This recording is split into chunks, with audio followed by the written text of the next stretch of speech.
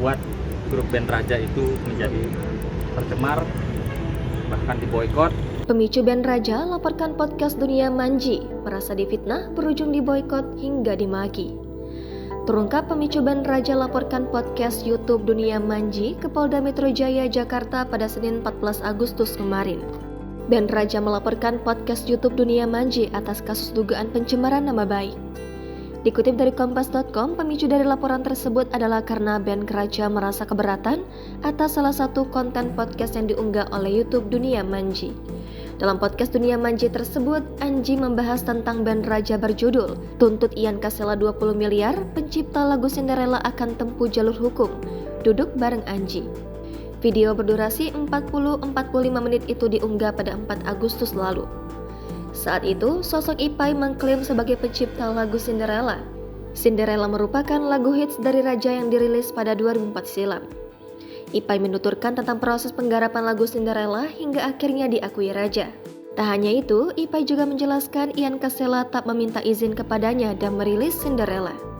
Ipai merasa dirugikan apalagi beberapa platform digital sejak 2009 menuliskan lagu Cinderella adalah ciptaan Ian Kasela. Setelah buka suara menitik kolom komentar, warganet pun memihak ke Ipai. Kebanyakan mereka kecewa dengan Raja dan membela Ipai merebut haknya kembali sebagai pencipta lagu Cinderella.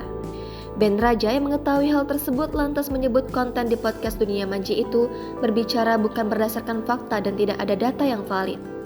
Sehingga konten yang ada dapat memicu komentar negatif untuk band Raja. Bahkan konten tersebut membuat pihak band Raja merasa difitnah dan dicemarkan nama baiknya. Sementara itu diketahui bahwa laporan band Raja terhadap YouTube Dunia Manji teregistrasi dengan nomor LP-B-464-8 Romawi-2023-SPKT Polda Metro Jaya atas nama pelapor Rana Arinansyah selaku manajemen band Raja.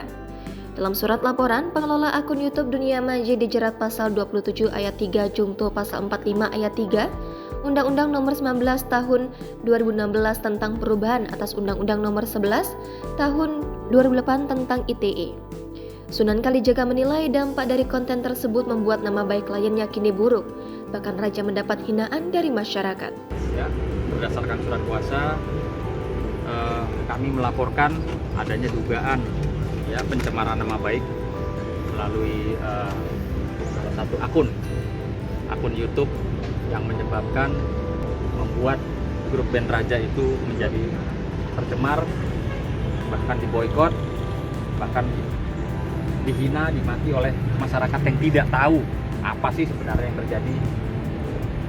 Yang kami laporkan di sini jelas YouTube Dunia Manji, ya.